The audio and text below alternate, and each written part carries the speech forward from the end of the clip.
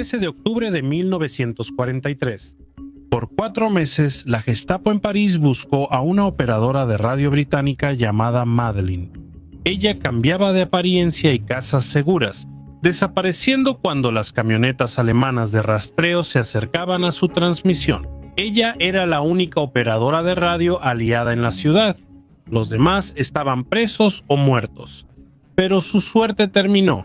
La Gestapo la atrapó. Tenían un nombre, tenían una dirección y estaban esperando. Lo que sucediera a continuación determinaría el destino de toda la red aliada en París. Ella era la agente secreta más improbable.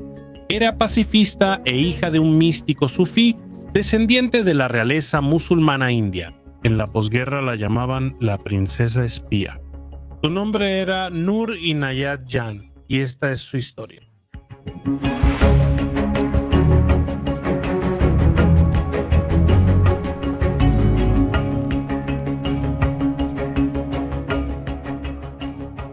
Nació el 1 de enero de 1914 en un monasterio cerca del Kremlin. Su padre, Hazrat Inayat Jan, fue un predicador sufí y músico indio descendiente de Tipu Sultán, gobernante de Mysore en el siglo XVIII y símbolo de la resistencia india al dominio colonial. Su madre era Aura Ray Baker, estadounidense de Albuquerque. Tras el inicio de la Primera Guerra Mundial, su familia se mudó a Londres por seguridad.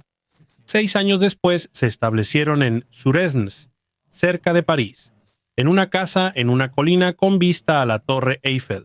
Su padre la llamó Farsel Mansil, la casa de la bendición. En verano llegaban sufíes de todo el mundo. La disciplina de Inayat Khan era suave, con castigos como correr en el jardín o guardar silencio. Noor creció rodeada de música, meditación y no violencia. Su padre falleció cuando ella tenía 13 años. Noor, la mayor, pero aún muy niña, se vio obligada a hacerse cargo de la casa mientras su madre se sumía en el dolor. Era la mayor de sus 4 hermanos, así que tuvo que cuidar a sus 2 hermanos, Vilayat y Hidiat, y a su hermana menor, Claire. Noor siempre fue soñadora. Estudió arpa en una de las mejores escuelas de música de París. Luego estudió psicología infantil en la prestigiosa Universidad de la Sorbona. Publicó cuentos infantiles en Le Figaro, uno de los principales periódicos de Francia, y sus historias se transmitieron en Radio París durante la Hora de los Niños. En 1939 publicó el libro de cuentos 20 cuentos Yatakazam. Los temas de lealtad y autosacrificio de la historia estaban centrados en las vidas anteriores de Buda. Ese verano, ella planeaba lanzar un periódico infantil llamado Belle Age, la Bella Edad.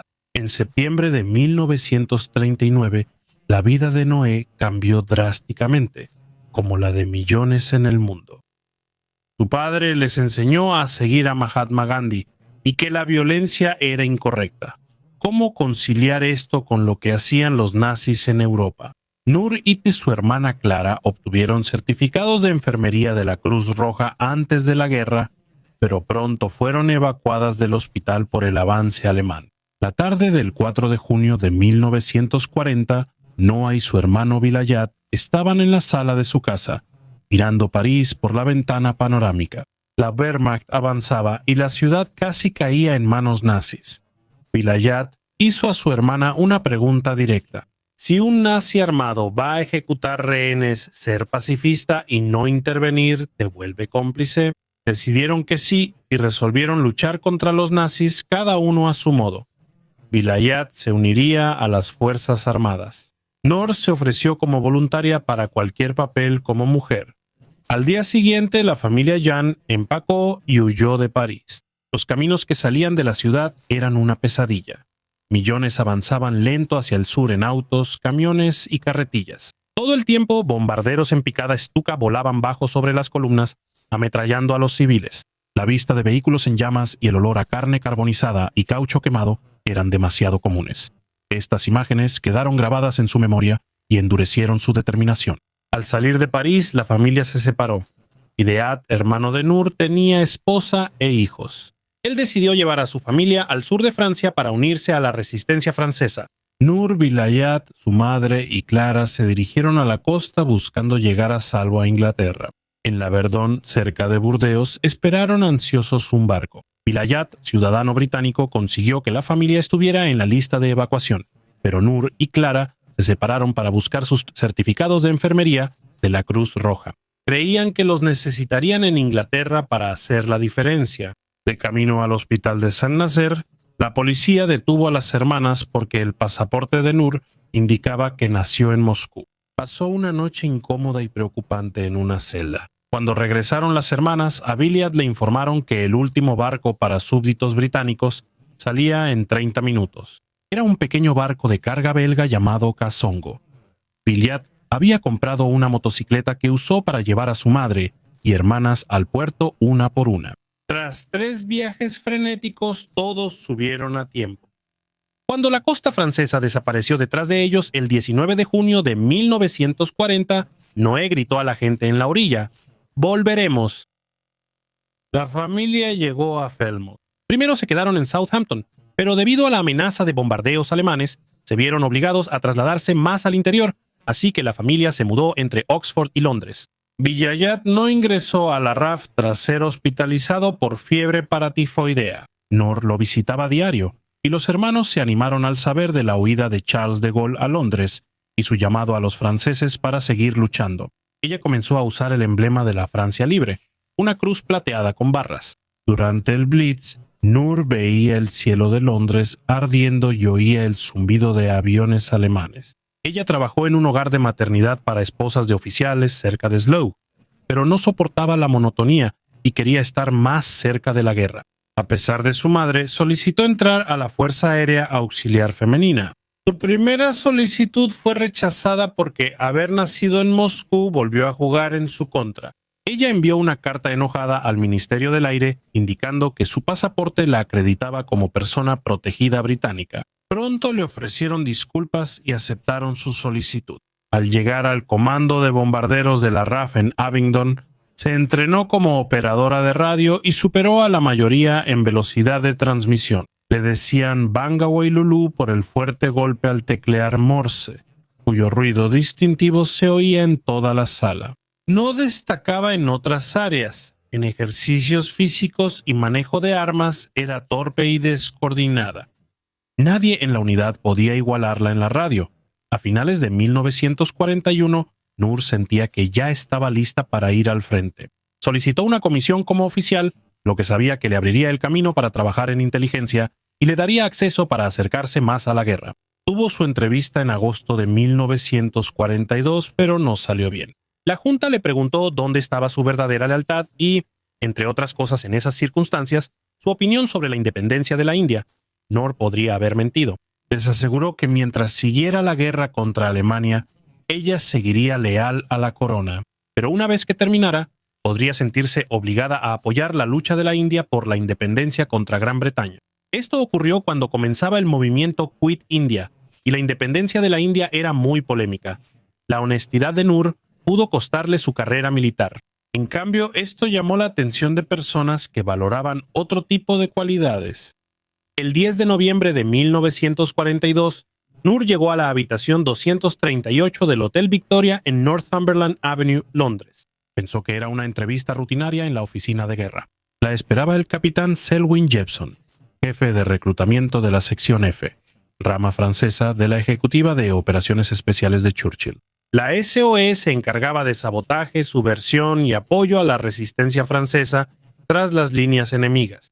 Churchill decía que había que incendiar Europa.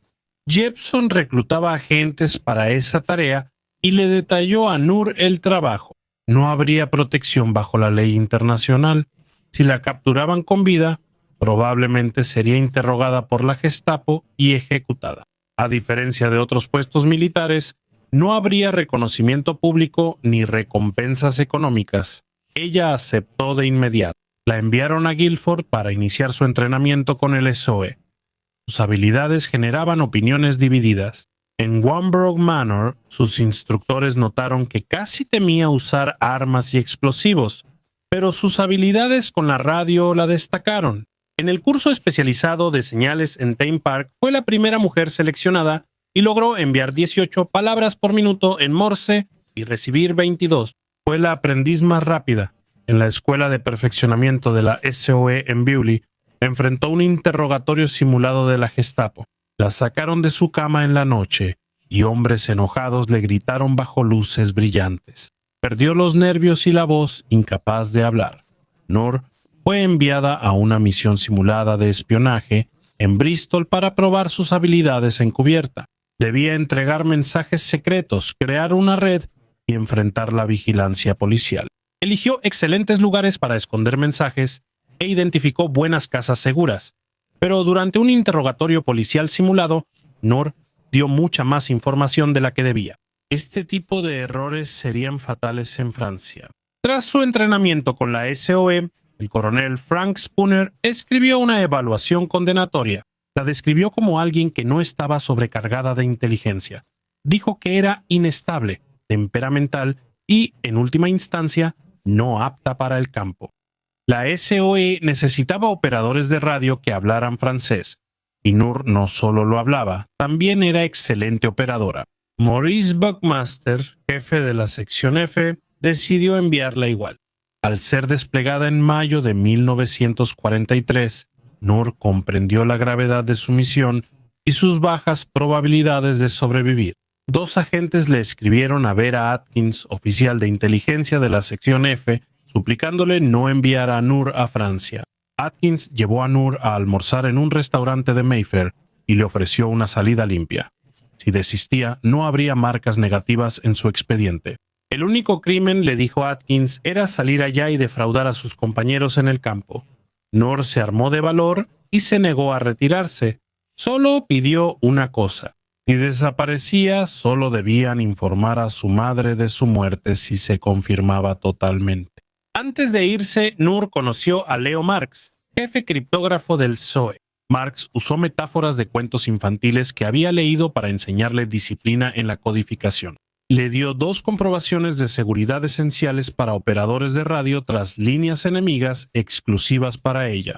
La primera era su verdadera comprobación, un patrón deliberado en cada mensaje genuino que enviaba por el canal. Su presencia le decía a Londres que la operadora estaba libre. La segunda era su comprobación de engaño, un señuelo diseñado para ser entregado bajo interrogatorio o tortura. Si la Gestapo la capturaba y obligaba a revelar su seguridad, debía dar la comprobación falsa y proteger la verdadera. Londres recibiría mensajes con la prueba del engaño, pero no la real, por lo que sabrían que la operadora estaba capturada y bajo coacción. Todo el sistema dependía de que el agente protegiera la comprobación verdadera y nunca escribiera ninguna de las dos. Con su entrenamiento completo y su despliegue a Francia inminente, Noor recibió oficialmente su comisión honoraria como oficial asistente de sección en la Fuerza Aérea Auxiliar Femenina. Luego la dieron de baja para que avanzara su misión con la SOE. La noche del 16 de junio de 1943, Noor Inayat Jan abordó un Lysander en Tangmer y voló sobre el canal bajo la luna llena. Vera Atkins fue la última persona que vio al despedirse en la pista. Le coloqué a Noor un broche de pájaro plateado en la solapa para darle suerte. A diferencia de muchos otros agentes de la CIONIOE, ella no tuvo que lanzarse en paracaídas. El avión la dejó en un campo cerca de Angers, en el Valle del Loira. Henri de Ricourt, oficial de movimientos aéreos de la SOE en Francia, la esperaba para recibirla. Él también trabajaba para los alemanes, aunque Londres no lo sabía. Su equipo, incluido el pesado radio, fue lanzado en paracaídas unas noches después. En el descenso, el paquete chocó contra un árbol y dañó sus radios. No servía de nada en Francia sin su radio. El personal de señales en Londres empezó a preocuparse cuando no recibieron el primer informe de Noor. Finalmente, Noor se reunió con Gilbert Norman, quien informó a Londres que Noor estaba a salvo. Londres respiró aliviado, pero Noor había llegado en el peor momento posible para la resistencia francesa. En una semana, la red Prosper colapsó. Prosper era la mayor red de la SOE en Francia, que Noor debía apoyar. Los circuitos de la SOE en Francia tenían una estructura simple: un organizador a cargo, un mensajero para la comunicación y un operador de radio como enlace con Londres. El circuito Prosper creció rápido y fue comprometido. Su líder, Francis Suttle, fue arrestado al igual que Gilbert Norman, el operador de radio, y André Borrell, el mensajero. Noir era la única operadora inalámbrica de la sección F en París. Londres le ofreció sacarla, pero se negó. No podía dejar a sus camaradas franceses incomunicados. Maurice Buckmaster aceptó y le pidió que tuviera mucho cuidado. La esperanza de vida promedio de un operador inalámbrico de la SOE en Francia era de solo 6 semanas, y en ese momento sus probabilidades eran aún menores que el promedio. Durante 3 meses y medio, Noor Inayat Jan hizo el trabajo de 6 operadores. Su transmisor a Mark II era pesado, y debía transportarlo en un maletín, moviéndose para mantenerse delante de las camionetas alemanas de localización. Su señal de radio podía ser localizada en 30 minutos, así que siempre estaba corriendo contra el tiempo. Transmitía desde toda la ciudad, incluso desde la casa de su maestra de música y una propiedad junto a Faisal Mansell, donde vivía su familia. Pero para entonces ya estaba ocupada por alemanes. Se mudaba de casa segura en casa segura, tiñéndose el cabello tantas veces que quedó áspero y dañado. 2 veces debieron atraparla. En el metro, 2 soldados alemanes la detuvieron y le exigieron mostrar el contenido de su llamativo portafolio, donde ocultaba su transmisor de radio. Les dijo que era equipo de cine, abrió el portafolio, señaló los tubos de vacío y los confundió para que la dejaran pasar. Una vez, mientras colgaba su antena de un árbol afuera de su departamento, un oficial alemán del edificio vecino se acercó y le ofreció ayuda. Disimulando el pánico, respondió que sí. El oficial la ayudó alegremente a instalar la antena, pensando que era para escuchar música. El arriesgado trabajo de Noor valió la pena. Coordinó la fuga de hasta 30 aviadores aliados derribados en Francia. También organizó evacuaciones rápidas en aviones Hudson para agentes en Francia. Informó sobre movimientos de tropas alemanas, depósitos de suministros y la ubicación de una fábrica de cajas de cambios para tanques Tiger en Arminés. Colaboró con la resistencia local para repartir armas y fondos lanzados en paracaídas. Trabajando a diario en condiciones muy peligrosas, ayudó a reconstruir la red y transmitió a otros circuitos, incluidos los franceses libres de De Gaulle. Ella mantenía viva toda la operación de París casi sola. Su caída, como a menudo en inteligencia, vino de su propio círculo. René Gary era la hermana de Henri Gary, el primer contacto de Noah en París y el líder del circuito de cines. Ella conocía a Noah por su estancia en el departamento de su hermano. René ofreció a la Gestapo entregar a un agente británico. Desde entonces se han debatido sus motivos. Algunos afirman que fue por celos debido al afecto de otro agente del PSOE, pero al final el precio de su traición fue de 100.000 francos. René proporcionó a la Gestapo una descripción precisa de Noah y la dirección de su departamento en la Rue de la Faisanderie. El 13 de octubre de 1943, Noah notó que 2 oficiales alemanes la seguían al salir de su edificio. Ella regresó, se perdió y al final volvió a casa pensando que estaba a salvo. Pero adentro lo esperaba Vincent Carteau, agente del brutal SD, el Sicherheitsdienst. Se produjo una pelea y aunque Noah luchó con uñas y dientes, simplemente no podía igualar físicamente al hombre mucho más fuerte y a su respaldo de la Gestapo. Tras sacarla a rastras, los alemanes registraron su departamento y hallaron una libreta negra en la mesa de noche. Noah llevaba un registro detallado de cada mensaje enviado y recibido, junto con sus controles de seguridad. Esto fue un error fatal para ella y su red. En el entrenamiento le dijeron que registrara temporalmente sus mensajes. Ella guardó copias manuscritas y sin cifrar de todo lo que envió y recibió. Un compañero operativo vio el libro negro y le dijo a Noah que lo destruyera, pero ella no le hizo caso. La Gestapo casi no tuvo que interrogar a Noah, pues ya les había dado toda la información necesaria. Ese cuaderno negro permitió a los alemanes hacer un Funkspiel, lo que devastaría aún más las operaciones de la SOE en Francia. En la sede de la Gestapo en París, Noah no planeaba quedarse como prisionera. A las pocas horas de llegar, pidió un baño. Los guardias dejaron la puerta entreabierta. Noah protestó porque necesitaba desvestirse y no quería ser observada. Cuando cerraron la puerta, Noah salió por la ventana del baño y subió a una canaleta angosta, 5 pisos arriba. Avanzó con cuidado por la cornisa. Ernesto Foch, jefe de guardias de la Gestapo, la vio desde el baño contiguo. Esperó hasta que ella estuvo cerca. Luego dijo en voz baja: «Madelina, no seas tonta, te vas a matar. Piensa en tu madre, dame la mano». Ella dudó, la tomó y entró de nuevo. Esa vez salió ilesa, sin golpiza. Su segundo intento de escape fue más elaborado. No se comunicaba con los prisioneros en celdas contiguas, el capitán John Starr y el coronel Leon Fay, usando código Morse en las paredes ni pasando notas bajo la puerta del baño compartido. Starr robó el destornillador y varias noches pasaron la herramienta entre celdas para aflojar las barras de los tragaluces. La noche del 25 de noviembre, Starr hizo ruido en su celda para ayudar a Noah y Fay a quitar sus barras. Los tres subieron al techo con mantas anudadas para usarlas como cuerdas, pero un bombardeo aéreo de la RAF los sorprendió afuera. Hubo sirenas, reflectores y revisión de celdas por los guardias. Los hallaron en el techo, los metieron y golpearon. Joseph Kiefer, jefe de la Gestapo, exigió que firmaran no intentar escapar. Starr aceptó, pero Nur y Fay se negaron.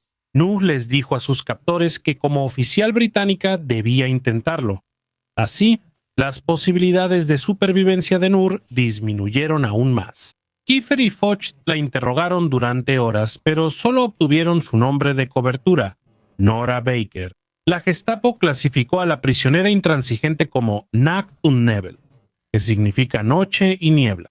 Esto significaba que era una prisionera destinada a desaparecer sin dejar rastro, mientras los alemanes iniciaban su juego de radio. Operadores de radio entrenados en la sede de la Gestapo en París tomaron el equipo capturado de Nuer y transmitieron a Londres como Madeleine.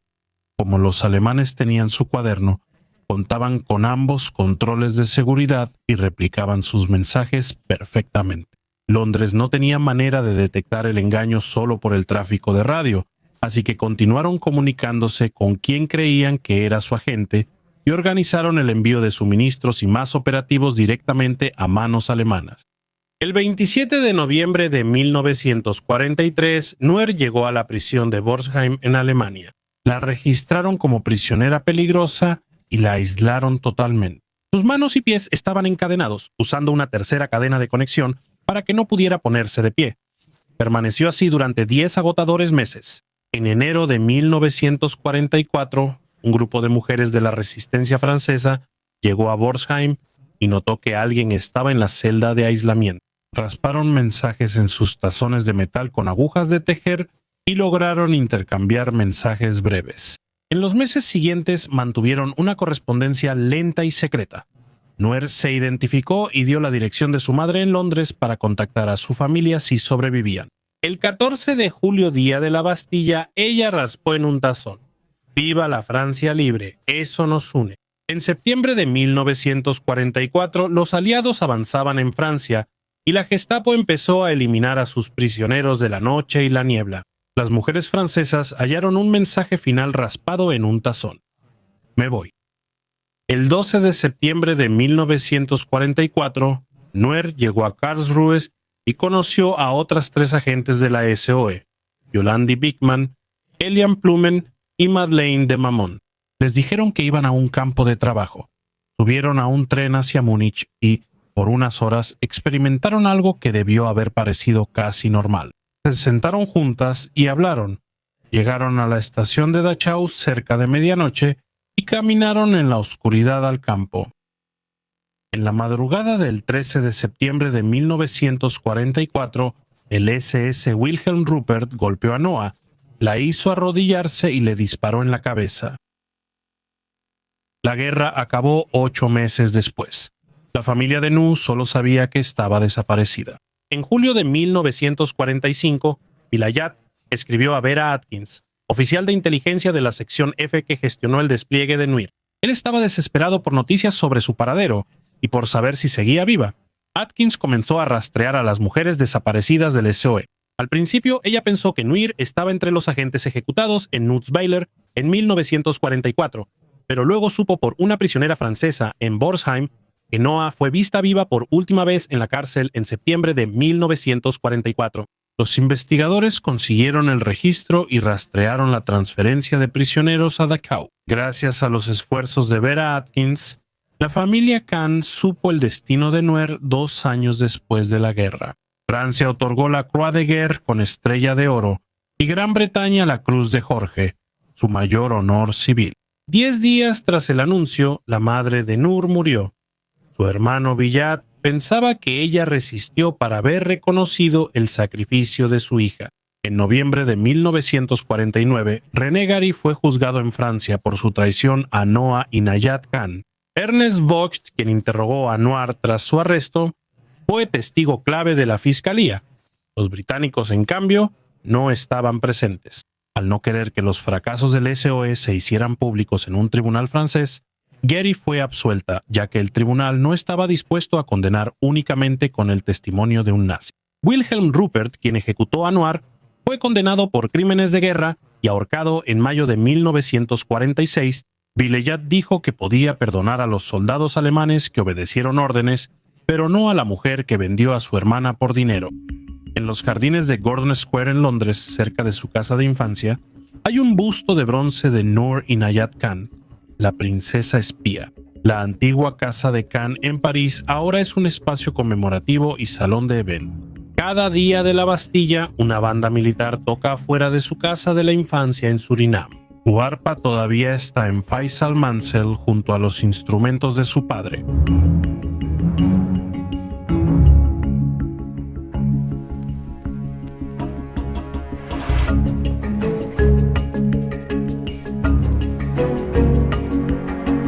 Si llegaste hasta aquí, gracias por ver el video. De verdad significa mucho para mí. Si disfrutas estas historias de espías de la vida real, por favor considera hacerte miembro del canal. Hay 3 niveles: oficial de inteligencia, agente secreto y jefe de estación, y todos reciben lo mismo: acceso anticipado y videos exclusivos para miembros, además de otros beneficios. Los niveles superiores son para quienes desean apoyar más directamente al canal. El enlace está en la descripción. Si la membresía no es para ti, un like y suscribirte al canal ayudan mucho. Gracias y nos vemos en el próximo.